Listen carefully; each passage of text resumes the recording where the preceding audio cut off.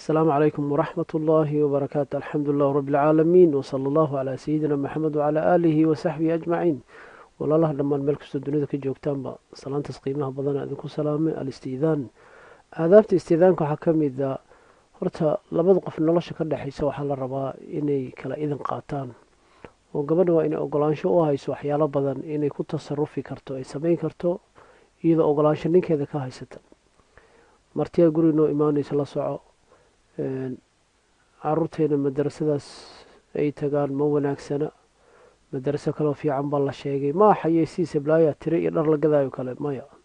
waa in la xaqiijiyo madarasadaas waxay uga fiican tahay caruurta madarasada kale oo ay ka wada tashtaan oo qof keliya go-aankuusan noqonin, haddii kale waa lagu fashilma. waxaa ka mid a haddii dhaqaalo loogu tasarufayo waxay u baahan tahay wada hadal iyo xiwaar oo la kala idan qaata.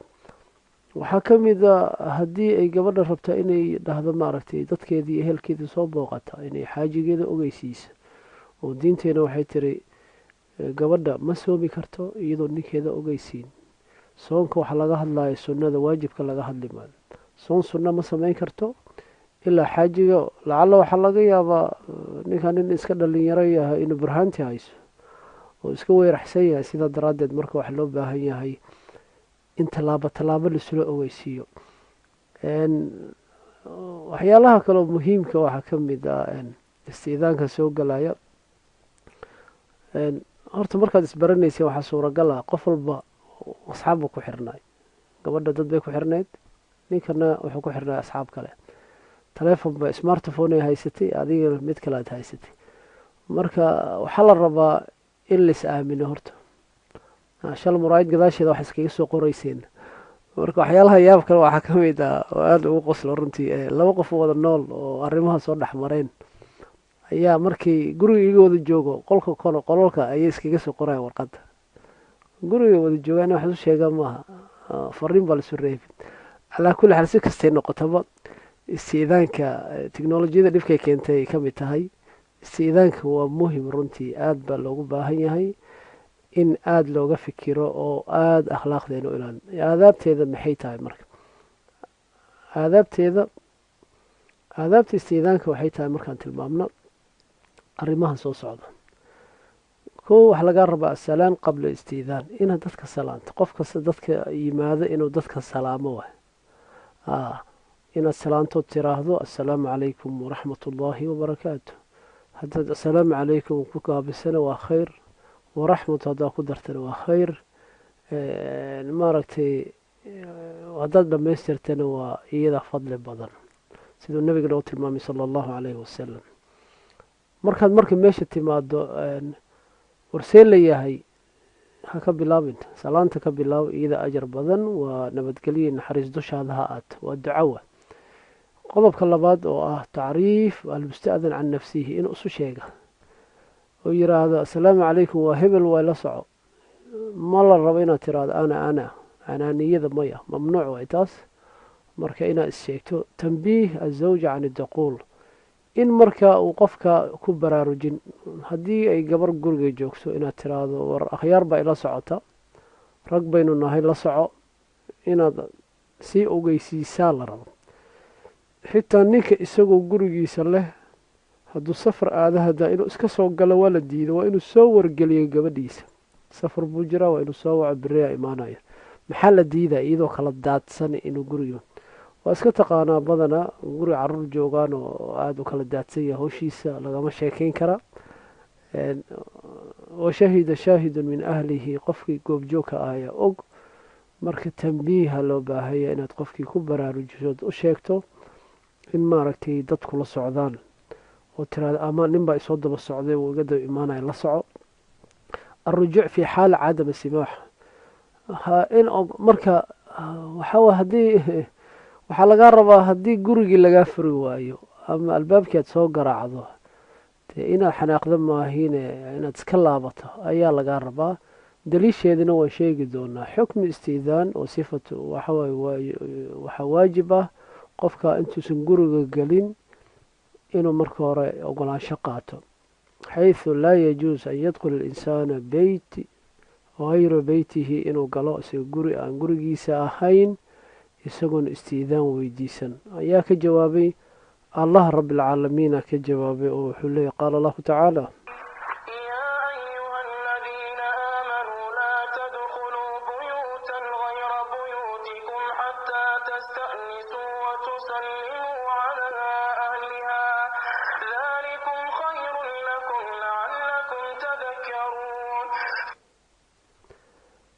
allah rabbilcaalamiin wuxuu leeyahy yaa ayuha aladiina aamanuu nidaawan cabdullahi bin mascuud wuxuu leeyahay haddaad maqasho dhegta kor ugu daar waxbaa laguu sheegayaa waxbaa lagaa nahinaa yaa ayuha aladiina aamanuu kuwa iimaanka dhabta laga helo laa tadkhuluu ha gelina buyuutan guri hayra buyuutikum guryihiinan ahayn xataa tasta'nisuu intaad idinka dalbanaysaan wa tusallimuu calaa ahlihaa ehelkeedaad ka salaamaysaan marka daalikum khayrun lakum lacalakum tadakaruun sidaas ayaa idiin qeyr badan waalaslu istiidaani an yakuuna bisiiqa waa inay noqoto oo tiraahdo assalaamu calaykum adqulo assalaamu calaykum reerka halkan degan oo nabadgelyo dushiina allaha yeele ma soo galaa waxaynay soomaali samey jirnay hoodi dalaq intaad tiraahdo wuu ku jiraaba guduhu dhex taagan yahay oo iska soo gale yiraahdo hoodi dalaq asalka ma banaana waa in istiidaan la qaata arinta labaad oo meeshaas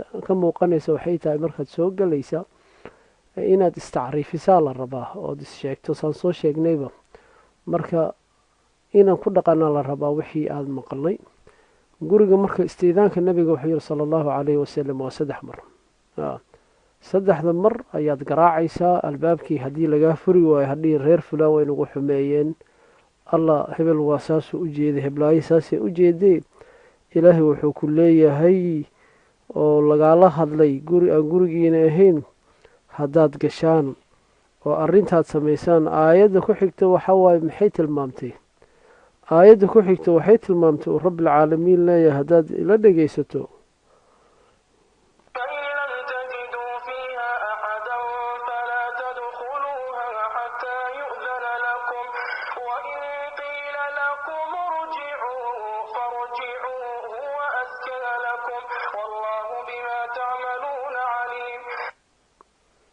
fain lam tajiduu fiiha haddaydan qof ka helin lacalla qofka inuu jiifaa laga yaabaa inuu hurdaya laga yaabaa inuu mashquulsan yaha laga yaabaa in gambaleelka la maqlina laga yaabaa in garaacaaga la maqlina suuragal ah fain lam tajiduu fiiha axadun haddaad qofna ka helin falaa tadkhuluuha waa waajib waa inaada gelin guriga warkii reer fulaan waayo saaxiibkeeya le ma jirto falaa tadkhuluuha xataa yu'dana lakum ilaa lagu idmo soo gal ilaa lagu dhaho ma geli kartid sababtoo gurigaas haddaad gasho wax alla wixii ka dhacay iyo mas-uuliyaddeeda iyo qofkii lagu dilay iyo dhaqaalihii la qaatay mas-uuliyaddeeda adaa qaadays waa mas'alada gaalada ay ka qaateen qofka meel uusan lahayn gala isaga crime ah oo dembiile ah ama waxaa lagu magacaabaa luuqadeena waxay yidhahdaa misdrivata misdriveka waxaa la yidhaahdaa qofka intuu dembi sameeyo oo dembigii lagu helo sidaa daraaddeed marka xataa yu'dana lakum intii laidiin daro wain qiila lakum irjicuu haddii lagu yihahdo war iska laabta reer fulaano farjicuu laabta dadka waxaa waye telefoonaa jira soo dir war waa idii imaanaya war galabta waan saacad kada wa kada ku imaanaya iclaami teeni soomaaliya ha isticmaalin casarkan ku imaan doonaa iyo maqribkan ku imaan doonaa iyo cishaha laftirkeeda ma xuma haddii guriga soo garaacdo dee hebel la sugayo inaad galabta imaanayso waa lagula socdaa laakiin wakhtiga inaad jaangoysaa fiican ood qofka u sheegto ama telefoon baa jiray soo wac haddan kuu soo socdaa 10 daqiiq kadib waan ku imaanaya iskale haddii wain qiila lakum irjicuu farjicuu inaad laabato reer fula waa nagu xumeynayaan iyo qabiil reer quracay ahaayeen iyo anaga reer qansaxanahay iyo gurigooda dibdamba u tegi maaye iyo arrimahaas waa arrimo adiku gaar ah waa wax shaydaan kuu akhriyey wax asal maahin insaaniyadda iyo shaksiyadda iyo diiniyada intaba kuma habboonaba sidaa daraaddeed marka waxaad adi iska dhaadhicisay sidaa rabto shaqayn mayso sidii rabbi rabaa shaqaynaya marka waxaa la yidhi huwa askaa lakum sidaasaa idiin daahirsan oo idiin wanaagsan inaad samaysaan haddii marka aada maanta o dhan war sii wado wallaahu ale walxaal alle wuxuu yahay abadan wa ajalan horeyna u ahay gadaalna u ahaan doonaa bima tacmaluuna basiir. wax alla waxaad samaynaysaan mid xaal oo xoog ogaal u ah oo og. inaad dhihi doonto reer hebel waa nagu xumeeyen, alla waa kula socdaa. adigaa gardaran, adigaa debdarooday, sababtoo guri dadowaa timid, ballan la-aanaa timid, waxaa rabtaa sidaa jeceshahay in lagu yeelo. sidaa daraaddeed marka istiidaanka waxaa soo tilmaamay 3 arrimood. inaad 3 mar garaacdo, haddaad weyso iska noqo, kusoo laabo mar kale, haddii kale maanta dhan meesha ha taagnaanin. markaad garaacaysana dee dabcan albaabka inaad dadka ka xayirto od saas wejiga u saarto lama ogolo. waxyaalaha qaladaadka kale waxaa ka mid ah dadka qaar waxay istaagaan albaabada hoosay ka fiiriya. albaabada haddii meel jeexanay leedahay buqbuqoo ka fiirin, asalka waa mamnuuc waay taas diiniyan iyo caqliyanba. sidaa daraaddeed marka waxaad istaahishaa haddii isha lagaa tuuro xitaa waa nas bannaan oo diinta sheegtay. sidaa daraaddeed guri dadow oodan lahayn fiirintiisa ama daaqad laga fiiriya wax kuu bannaan maahayn, ogolaanshana uma haysatid. haddaad sababtoo ah oo kan badana dad badan oo il looga tuuray. sidaa daraaddeed iska jir, ha ku kadsoomi. guriga aad soo gasho ogolaansho la-aan waxaa waaye fa in lam tajiduu fiiha, haddeeda qof ka geli inaad gasho maayo.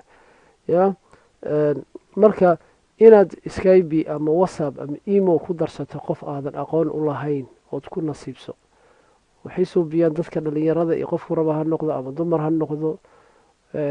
ma raba inaan ka sheegay heblaayo iyo hebel inaan dhaho dad nairobi jooga ani igu darsaday, ma aqaani, ma garanayo qolada yihiin.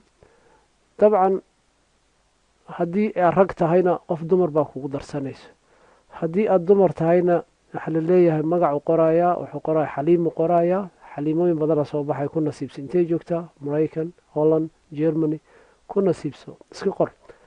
wax sax maahayn arrintaas, sababtoo ah waxay la mid tahay istiidaan la-aanaad qofka weyn. qof hada aqoonaysa ugu darsani, miyaadan qof caqli lahayn? qofka maba taqaanidba. haddii lacala qofaad lagu siiye iclaankiisao raadinaysa lacala qalad u dhaco, dee wixii kama u dhacay waxaweye ilaahay kuuma haysto, waa la ogyahay, uma aada qaldi. ilaahay wixii nisyaan iyo gaf nooga dhaco wuu naga cafiyey, laakiin waxaad kas u samaysaan ka hadlayaa. marka skybina ha samaynin, emona ha samaynin, whatsappna ha samayn dad aada aqoonin. waxyaalaha aadka la yaaba waxaa ka mid ah inaan naseexadan ku daro dadka qur-aanka baraan ama macadyada ah. macadya waxaad arkaysaa qof kastoo iskaga darsanay, sax maaha. war raggiinaan dadka diinta barayo, qur-aanaan barayna qur-aanka xambaarsano nusuusta ku dhaqmo. ya nusuusta waa inaad ku dhaqantaan oo dadka adiga aadan ka dhigin la joojiyaa bannaan, la jiifiyaa bannaan. sidaa daraaddeed aduu macad markas wata in dad aad si qaldan ugu dalato ood dhahdo haye meeshaasaan joogaa waxaasaan samaynaa maya, maxaa kaaga haboon? anaa kuu sheega waxa kuu haboon.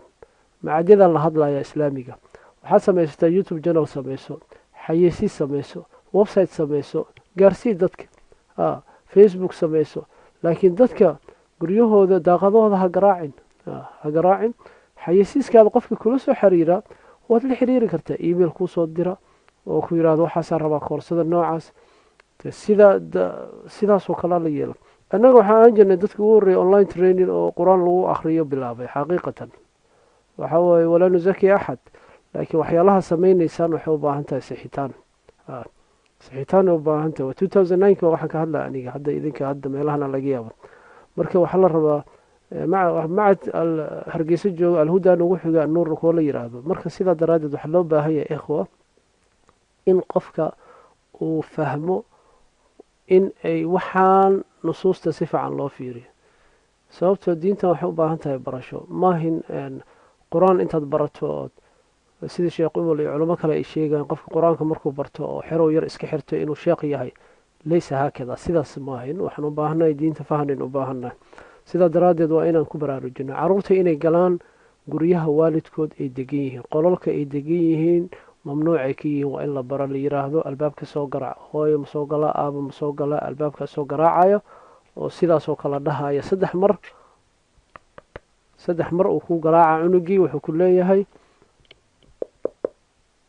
1 2 3 soo galaa, isagoo raacinayo waa hebel, magaciisana sheegayo. sidaa daraaddeed waa in la bara carruurtiina, waalidiin oo bara ilmahan daqalnaa qolalka iska galayo waa inaad ka joojisaan ood u sheegtaan hooyooyinkii aabayaasha la hadlaya si qaasa in wiilasha qolalka gabdhahaysan biduuni idmi gelin. wiilasha waa in loo sheega layihahdo qolka gabadha walaashaa degan ha gelin, gabdhahana in la yihahdo qolalka wiilasha ha gelin. haddii saas lasoo qaado waxaa laga yaabaa inay dad qaar oo caatifad iska qabtaa. annaga Soomaalilaan nahay dhaqan carbeed waxay diinta ku tiraahdan samaynayna diiniyan wixii ayaan ku dhaqmayna. annaga waxawaaye dad muslina nahay, carabtana waa qabiil. nebi maxamed sal allahu alayhi wasalam uu ka dhashay afdal khayru khalqillah. sida daraaddeed nebi maxamed aan jecelnahay mooge annaga dad kale iyo qolo kale iyo reer fulaan iyo qolo aan magacooda farta ku fiiqayna ma jirto. qofka asaga qabyaalad iska aaminsan waa gooni. ina akramakum cinda allahi atqaakum rabbi alcaalamiin leeyahy inaan cajalado qaadana idin la-aan. soomaalida waxay u badan yihiin inanka arki jiray cajalad buu arkaya ama wacdi ama waxaan wanaagsanayn ku duuban ama hees ha ku duubnaato. hees ma banaantahay ma banaan waa sheeko kale waay. cajaladii arkaya isagoo ku weydiinu iska qaadan jeebku gashan wallahi aniga haboontu ku leeyahay ama wuxuu ku leeyahay mar dambeba war cajaladii hebelan waaye qur-aankii ahayd ma aragtay maya anaa qaatay oo maxay igu sheegi weyse kuu sheegi maayo. maxaa yeeshaa waa la mid diraca laga yaabaa, qamiisa laga yaabaa, shaati qof leeyaa laga yaabaa walaalka inaad jeclaato weydii. ha qaadanin maalinta qiyaamaha iyo xujo kugu noqonin. wax kasta oodan lahayn adiga ma lihid, bermission ood u baahan tahay istiidaan u sheeg qof walaalkaa weydiiso, isagaa ku siina haddaa weydiisato. inaad gabar guursato ogolaansho aad ka haysanin waalidkeeda khaasatan aabaheed ama qofkii weliga u ahay iyadana sax maahin. waa nusuusta waxay tiraahday gabadh aan weligeeda la siin nikaaxeeda baatil waa xadiiskii nebi sal allahu alayhi wasalam. inkastoo maaragtay masaa'il kala jiro, labada isqaba waa inay ogolaansho ka helaan qaab loola dhaqmayo caruurtooda. waa inay iyaga ogolaansho kala helaan. hooyadii markay caruurta amraysa waxay leedahay ha sameyni waxaas. ama aabiha wuxuu yirahda warya casharka diyaari waayahay casharkuu ka bixiya waa la ganaaxay. hooyada u yeeraysa iska daa ha jooga halkaani maya ma shaqaynayso. waa ilmihiina waa inaad ku tarbiyeysaa hal sharci hal nidaam. waa ina guriga kala dambeyn jiro, waa in lais dhegeysto. hooyada hadday xitaa qaldan tahay ilmaha wax ay ku baraarujinayso saxa odaga inuu ka garab hadla maahin, asluubtana maahin, akhlaaqdana maahin. akhlaaqiyaadka waxawaaye meel gaar waa inay ku wada hadlaan. xagee ku wada hadlaayaan waa taqaani meesha ku wada hadlaysa qurfatu normal dha halkaas isku waraysta. wax kasta oo nolosha dadka kale ama caruurta markay maqayin kaala dhexeeya waxay u baahan tahay ogolaansho. xitaa go-aanka ummadeed allaha ka dhigo waxa loo yaqaano ama shuura. haddaad tala qaadanayso nebiga sal allahu alayhi wasalam waa taqaana wuxuu dhahay ashiiru ilaya war ii tilmaama war ila taliya. waxa loo baahan yahay marka qofka inuu asaga go-aan iska qaato ma decision. waxa adiga waxa la fiiriya dib baa loo ega. waxaan max kuu gaarmaya keliga mis dad bay kaala dhexeen. haddii dad kaala dhexeeyaan waa inaad dadka dib ugu celiso weydiiso tiraado war arrintan saanay iloo muuqataa maxaan yeelnaa. waxaa wayna ogow go-aan aad keliga qaadato oo qofkii adiga kaala dhexeeya wax haddaa shuuro aada ka gelin nidaama u dambeysay insha allah yti maxaa u sameeyey kaa gaaraysaa. sidaa daraaddeed marka ikhwatii iyo akhawaatii aadaabta istiidaanka waa muhiim. akhlaaqiyaadkaas inaan ku dhaqnaan rabnaa. akhlaaqiyaadkeenii aan saxna. sababtoo ah waxaa la mida boorso meel taallo oo qof leeyahay oo adiga aan lahayn ma qaadan kartid. waxaa ka mid a cabitaan adiga leedaha oo qof kale leeyahay kokola meel taalla faanta taate maqa waa iska cabaya wax la dhahay ma jiro. koobshaa adiga lahayn waxaasoo dhan waxay soo galaa istiidaanka. haddaan marka nusuusta fahanno dhibkeedii leedahay waxaa waaye qofka waxa loo baahan yahay in aan qofka kale ogolaansho ka qaadano. sida xabiibkeenu yiri istiidaanka waa muhiim. sidaa daraaddeed waxaan leeyahay walaalahay dhegeysanaya meel kastoo dunida ka joogtaanba allah waxaan ka rajaynaynaa dhammaanteenba inuu tawfiiqda na waafajiya. waxaa idinkaga tegi meel kastoo dunida ka joogtaanba amaano allah.